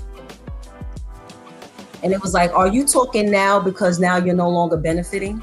If you were still benefiting from the situation, even though the situation is trash, even though the situation is horrible, the situation has come at the expense of other people's sanity and lives and income and everything. But if you were still benefiting, would you be speaking? So you're not all that noble. You don't get the Nobel Peace Prize. You don't get the Pulitzer. You don't get none of that. Because if you were still making money from this, you would not now be on this side of the fence helping us to tell the story. So what happened? Whether it's because his well ran dry, or whether because you woke up and said, I no longer want this, and you told him no more, whatever it is, you made a conscious decision. Yes, you were young. Yes, he took advantage because he knew you were young. That's why these men go for these young women, because they can mold them. You already, as Pastor Vinny laid out, you already didn't have the direction and, the upbringing and so on and so forth. You fell for the old banana in the tailpipe. Listen, everything I heard was consensual. I didn't hear nothing about no rape. I didn't hear nothing about no kidnapping, no sex trafficking, no none of that.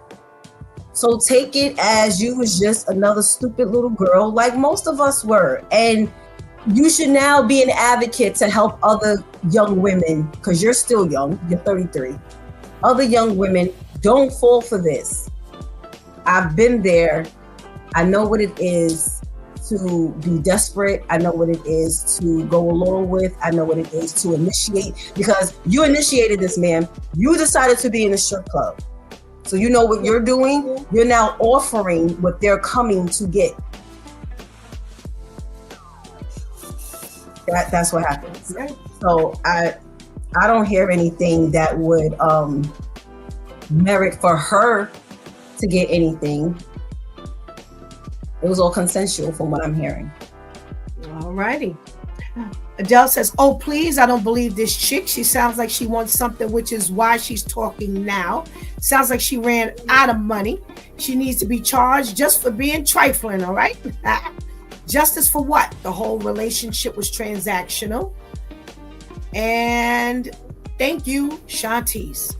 So Pastor KL, she says that her coming forward was painful, and they are attempting to discredit her, and it has gotten a bit overwhelming. What say you? I have a question. I know you said they started at 17. How long was it? Was it to now, to 30? No, but it went on for quite some years. Okay, well then this is what I would say. If it went on for quite some years, let's just say 10 years, you're in a relationship. That's a relationship. At some point, you're no longer a kid, and you say, I'm not doing this anymore. I'm 21, I ain't doing this no more. You stay on with this, and you don't live with them. Y'all just hook it up. Y'all go into hotels. You have the option of not dealing with him. You are clearly in a relationship. Now, if you no longer like the relationship, like most of us do, we get out of it. No, we can't be girlfriend and boyfriend no more. If all of a sudden you got moral standards because the priest is in the club tipping you off, no. Oh, okay, so you found deliverance. You can't sue for your deliverance. You can't sue for your immorality. Now, unfortunately, I'm old and inexperienced, so I don't know about this room that Shantice is talking about, the champagne room and all that stuff. But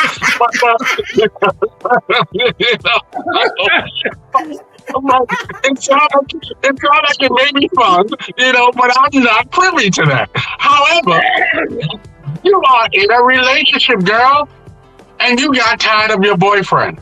Or your boyfriend found another 17-year-old, and now you're hurt because the cash flow is not coming like it used to. Now you got to share it with someone else. So now you're just hurt and mad. All righty. Let me reread this. She said she was 17 when she met the priest at this said strip club where she was an exotic dancer. She managed to get work despite being under an applicable age limit. He regularly patronized the place, tipped her money during her shifts, and soon offered to change her life. He proposed to form an ongoing relationship that would include financial support in exchange for private companionship. She says that he took her shopping, dining, drinking, and to hotels in various Alabama cities, in part to engage in sex, beginning when she was 17 and over a span of several years. She also said he paid her hundreds of thousands of dollars to remain silent about it all. She described grappling with depression, addiction, and emotional instability during her arrangement with him, and she eventually decided to speak out against him because he had continued to work closely with families and their children as part of being a pastor at this church. She was already in a place she had no business being. Yep. She was underage when she worked there. At her own admittance, she was 17, and that was under the age that she was even supposed to be operating as an exotic dancer. Now, I'm gonna leave it there because I'm gonna leave the rest to my closing. You can't. This is why I say you got a transparent moment. I was working in a bar at 18 where you were supposed to be 28 and older. I was around 28, 30, 40, 50-year-old men every night. Had one of them made a proposal and I accepted, that would have been a choice that I made. Yes, I was young. But again, I knew I had no business there. But I was there for whatever the reason. And I don't know why I was there, because I wasn't making no money. But I was there for whatever reason. So you can't now get upset and blame other people for the conscious decisions that you made. You won't have to now just kick yourself in the behind and understand that this is something that you set yourself up for. The Bible tells us, be careful not to help another man stumble. Again, you were providing the goods that they came there for. You are not the only 17, 18, 16-year-old girl who positioned herself willingly for something like this to happen. You made the choice and now you regret it. Regret it and now be a spokesperson. All right. That's your closing. Pastor Vinny, what say you to the people who are watching or listening? Either topic, whether it's for sitting under someone who's transitioning right before your eyes, or for what this young lady is describing, this young woman. Pastor Steph, it's all about choices. It's all about either situation. It's about a choice that we make. But the results are the same, but we make those choices without consulting God, without including God in our decision making, without including God in our life. We need Him. I learned some stuff this morning. Let me tell you.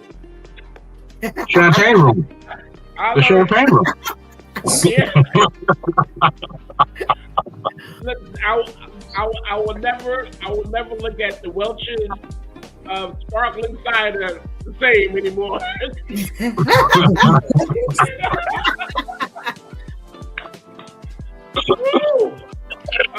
Thank you, my daughter. But that's why we love you. You bring it, you hit hard. We love you. You know. Listen, she started out wrong. The young lady, you know, the cards. You know, they say you gotta live the cards that you're dealt, and she was dealt a bad hand from the very beginning. It wasn't her fault that she, you know, was in this, you know, adopted situation and trying to get her life together. You know, I mean, some kids have it rough. They have it rough, but you know that priest who came into her life was where he wasn't supposed to be either. He could have made a difference if he had a conscience, but he was trying to work out his own salvation or aggravation, or just working out his own foolishness. He was the one that was really supposed to lift her up and not just take advantage of her situation. Again, it's about the choices that we make. And if we don't have God in the picture, it's destruction. We're leading ourselves down the road of destruction.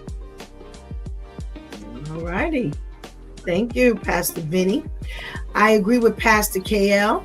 She's mad she was sharing the money and might have been going broke. That's from Terrence. Thank you. Thank you, Terrence. Pastor KL, how we closing this thing here today?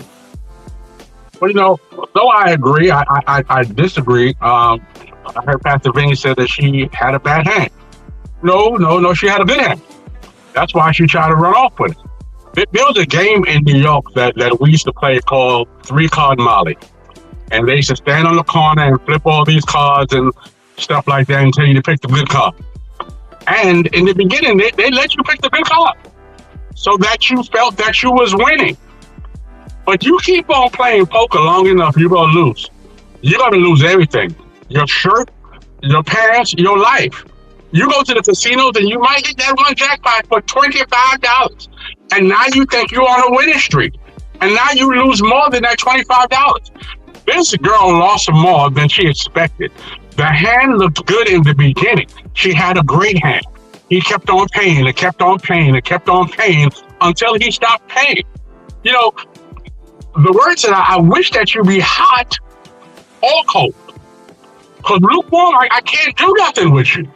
You have to decide whether this is going to be good for your natural life or is it going to be good for your spiritual life.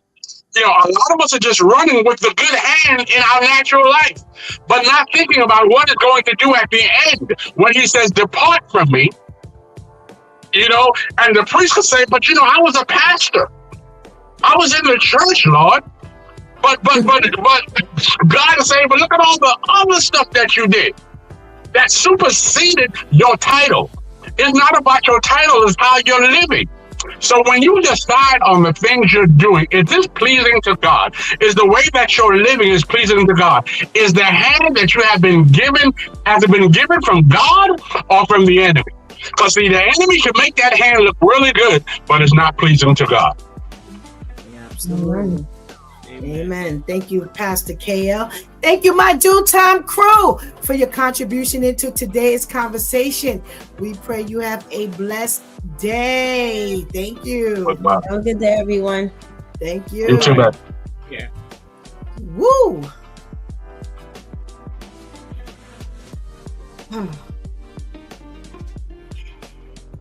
He went to the club and he tipped her regularly during her shifts and soon offered to change her life.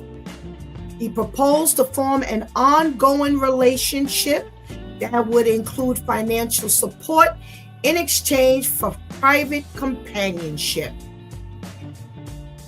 She says he took her shopping, dining, drinking, and to hotel rooms in various Alabama cities, in part to engage in sex beginning when she was 17 and over a span of years. She also said he paid her hundreds of thousands of dollars to remain silent about it all. There was no twisting or no arms here. When you went up in that strip club to be an exotic dancer, this is what you signed up for. And this is what you signed up for. You didn't know it was going to be a priest who was going to come through and offer you to change your life. Can I be honest? He did. He did. She never once said that all the promises he made, he reneged on. He said that he would change her life. She said he offered to change her life. He said that he wanted to set up an ongoing relationship that would include financial support in exchange for private companionship. He offered us some financial support. He provided the financial support. It was for her to provide private companionship, and she provided private companionship. At the end of the day, they both got what they wanted. What are you possibly complaining about? Because here's the problem that I'm having. You now say that you were eventually moved because he was so dedicated to the church as a pastor. What you care? What you care? What do you care? Or all of a sudden you now have a conscience about the fact that he is pastoring? He was pastoring when he met you. He was pastoring when he tipped you. He was pastoring when he offered this elaborate lifestyle that he provided and you accepted. You provided and you did what you said you would do. He provided and he did what he said he would do. So now all of a sudden you care about the church. Go away. I'm with Adele. Girl, bye. You could care less. You had your come up and you made out very well. Now, take your money that you hundreds of the she said he paid her, not he offered her. He paid her hundreds of thousands of dollars to remain quiet. Then shut up. He gave you your money. Be quiet. If you are now convicted or you now moved, then do what you need to do. But now, do they now go back and they now charge you for being in that strip club underage? Are you now willing to eat what you want him to eat? You want him to go through punishment from the church, and you want him to go through punishment of the law. Well, are you about to eat the same thing? Because you have to eat the punishment of the law as well. No, you're not in the church, but you definitely broke the law when you were in that establishment knowingly underage. There was nothing that you did that you didn't realize you were doing. You were very well aware of what you were doing. Whatever he did now, God needs to deal with him. But see, me and you can't commit the crime together. Now, we didn't rob the bank together. And now you feel guilty. You didn't spend all your money. You didn't live this lavish life. But now you're going to come tell on Stephanie because I was wrong? Well, why do you get a chance to now see that he gets in trouble? I'm sorry. For me, I can't speak for anybody else. But for me personally, I do not agree. I am definitely with Shantice and Pastor KL. You knew exactly what you were doing. I'm with Adele. You knew exactly what you were doing. You accepted. Listen to me. Pastor Vinny is going back to she was dealt a bad hand. Can I be honest? A whole lot of us were dealt a bad hand. And we have made very bad decisions in life. And some of us have, by the grace and will of God and mercy of God, we are sitting on, a very decent side of the fence. For those others, we made bad decisions, and now we did not end up on a good side of the fence. But we made those decisions. Not everybody who is dealt a bad hand ends up in a pit. You were dealt the hand you were dealt, and you opted to go into the strip club and become an exotic dancer. Now, my question to you is, where did you think this was going to lead you? Had this been a businessman who was married and offered you the same thing, what difference would it have made you? What difference? It didn't matter to you that he was a priest. You knew he was a priest. He knew he was a priest. It's his concern that he's a priest. Because you already in the toilet. You already taking off your clothes and offering your body for money. You purge your conscience, and then what? This is real. This is real. This is real. And when I say this is real, I mean this is real of church folk, and this is real of people who are just in the world. When God has blessed us to realize what we need to do, then go forward. Go forward. As Shanti said, take it as a lesson learned. We all, there is not one individual today who has not fallen short of the glory of God, who has not sinned and fallen short of the glory. Every last one of us have. We have all, and some of us are still sinning even in the day since we jumped on the other side of the fence and decided to make Jesus the head of our life. We are still making stupid mistakes. We are still doing things that God is not happy with. So we need to take the mercy and grace of God, who did not allow her to be destroyed. Because see, another individual such as herself could have been drugged up, an alcoholic, could have been groveling on the ground with nothing. There are so many directions her life could have gone in just because she made the initial decision. Forget about this luxurious life. My question is, what did you do with the thousands of dollars that he paid you? He paid you thousands of dollars. I should be reading about you in a mansion somewhere. Because for a person who didn't have anything when he met you, this was your big come up. You should be sitting lovely. So what did you do with all that you got? What did you do with it? So whatever you did with it, whether you have something to show for it or not, that's on you. I'm not mad at you. You did what you did. Take your money, you run, take your money, give it away, take your money, throw it in the garbage. It doesn't matter to me. But what matters to me is now you're seeking what? Unless you're willing to put yourself on that platter and serve yourself up to be dealt with as well, then take what God has given you as a second chance and run with it. Run with it. And some people will say, he was a priest, and she's right to be concerned about the fact that he was doing this. Tell the people what, 100 years later? I have yet to hear, in all that was written, I have yet to hear her take ownership for what she did. So here's the problem, and I think one of them alluded to it. You are a part of his consequence as well. One of them, somebody did say you're not supposed to cause your brother to stumble. You are a part of his consequence as well.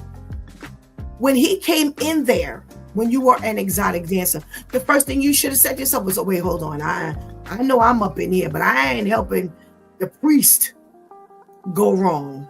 You go ahead over there to one of the other girls. I ain't doing this one. But you did. Okay. So now, take it and thank God that you weren't worse off and let God deal with him. You can't, to me, you can, and again, you may not agree. To me, you can't look for him to pay a price that you yourself are not willing to pay. What did you do with all those $1,000? So I got a question for you. You want him to be charged by the law? You got hundreds of thousands of dollars. Where's that? Where's the taxes on that? Did you pay your taxes? Oh, you were living in upstanding. That's what I'm saying. We got to be real careful about the stuff we want to throw someone else on the sword if we're not willing to drop on the sword ourselves. In this walk, we're going to be able to look back and kick ourselves for a whole lot of things that we've done. It's funny because on Sabbath, I asked the room congregation, I said, is there something that within the last little bit of time that you could look back and say, boy, I wish I had done that differently? It's so weird that came up, and this here ended up coming across my plate last night for discussion today. We are all in that right now. I ain't got to talk about something that I did 40 years ago. I'm talking about what I did right now. I look back and say, boy, I wish I hadn't done such a thing. You know, God warned me, and my view was here, and it wasn't until after I did it, and I was like, oh man, God told me about that. I didn't realize that that's what I was doing. Yeah, because hindsight is 20/20. There are things that you're gonna do, and it's not until after it's done that you're gonna catch yourself, and you're gonna be like, oh man, did I do that? That's just life. It's such is life. So let's be grateful that we have the love of God, who just says, listen, as long as I wake you up with brand new mercies every day. Every single one of us, whether we have given our life to the Lord or not, every single one of us, we get up each day with God giving us brand new mercies. How blessed could any of us be? But you want someone else to fall on the sword, and God then gave you a path. Stop. You better check yourself. Check yourself. If you're looking for somebody else, if you're pointing the finger for somebody else, make sure you're standing before that same law to get that same reprimand that you want someone else to get. Now here you are, you're pressing, because now all of a sudden you feel bad about what you've done. You don't feel bad enough, because yet in this article, did we hear her say, I went to the IRS and I declared that I have received from him hundreds of thousands of dollars. We ain't talking about all the other money that you got for tips and all other kinds of things. We're not talking about none of that. We're talking about just right here. You got hundreds of thousands of dollars. Now here's the funny part. They were able to clear him of taking any of the church's money. So wherever he got these hundreds of thousands of dollars from did not come from the church, because they did their investigation. What can they say if they go and investigate you? What can they say?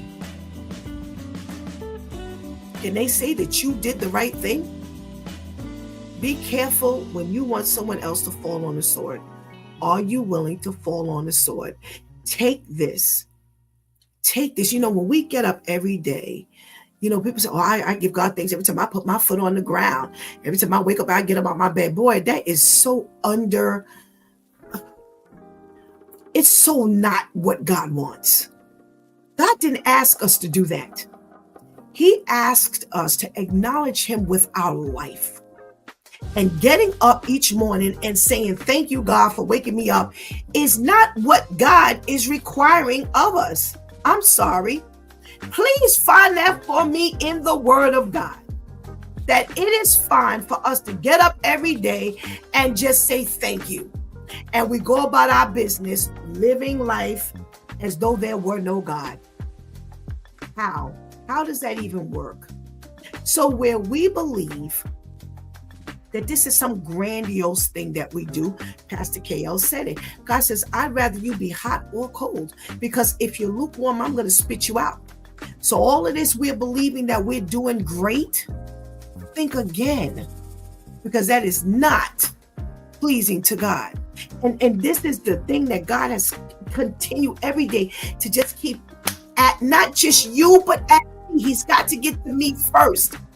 And I'm seeing how we are compromising so many things for what satisfies us. And that's what's happening with this young lady. She's doing what is satisfying her. But are you doing what's satisfying to God? And that's the challenge today. Are we living a life that God is pleased with? Are we willing to step up to the plate and give God our life? Did she say at one time, you know what, I learned such a heavy lesson as to how he shouldn't have been living that life, and I realized that this is how I'm supposed to live my life? I don't hear any of that in here.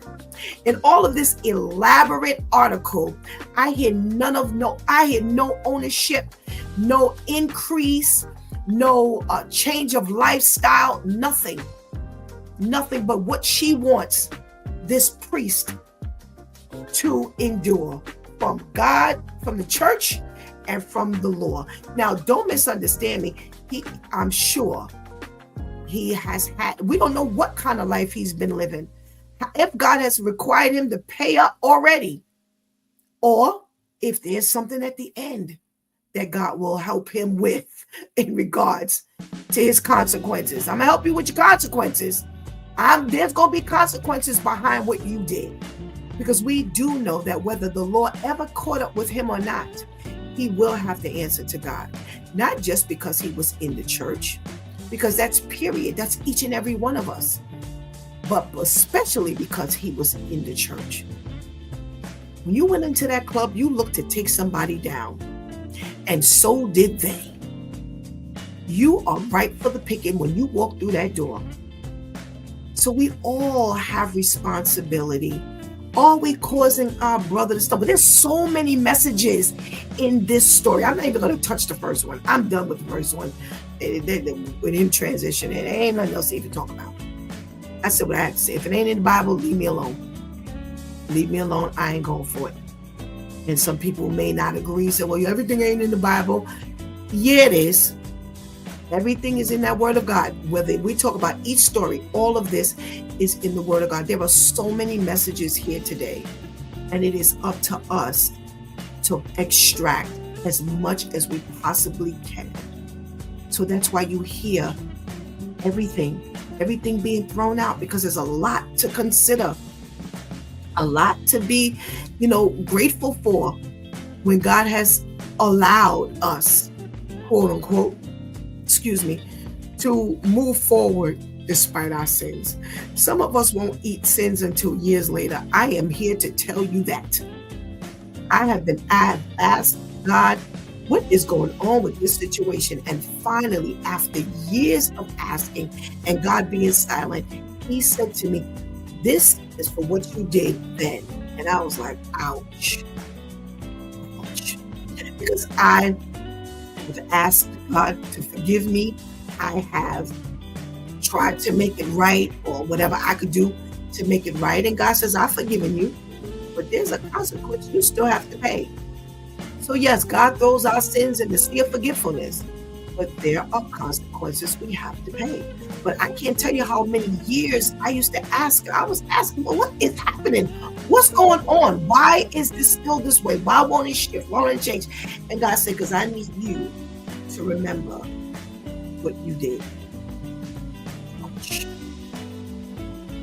So when we come to any level of revelation about what we've done over the course of our life, then let us go to God. Go to God and make sure you are in right standing with him. And pray for whomever else you robbed the bank with, that they too would go to God and ask for forgiveness if they already have not. You cannot be co-conspirators, and yet when you decide that you realize that something is wrong, you yourself do not go through the channels that you want someone else to go through. You think God is happy with that? You throwing somebody else underneath the bus, but you yourself have not repented. You yourself have not come forward to deal with the consequences of your actions. It's a lot to think about. Well, the same way we're looking at someone else's life, let us look at ourselves in the mirror first. Let us fix us. That takes us back to the first story. I can't help you to a certain degree unless I'm fixing myself. Now, I can't say that I am completely useless to you because I'm working on me or there are things to be fixed, because there's no truth to that. God has allowed you to get to a certain point so that you can reach over or reach back. Although your life may not be perfected, but you can help based on what God has allowed you to come forward and come through. So let's work on this thing here. Let's have and offer the mercy and grace that we ourselves are hoping to receive from God. Until then, you have to ask if God is happy with your life. Let's focus on that today. You've been watching It's Due Time with Pastor Steph. Join us Monday through Friday from 7 a.m. to 9 a.m. where we discuss matters of the heart, mind, and spirit. As you go through your day, be sure to set your mind on things that are above, not on things that are on the earth. They will only serve as a distraction. Remember, prayer changes things. It's Pastor Steph signing off, and I want to thank our Due Time crew for always coming through big time. Thank you for hanging out with us and keeping that chat room alive. Please do not miss this opportunity right now to give Christ your life. Please do not miss this opportunity to strengthen that relationship with the Lord right now, because later is not promised to anyone. Until tomorrow, God spares, where it's Wow Wednesday. Until then, I love you.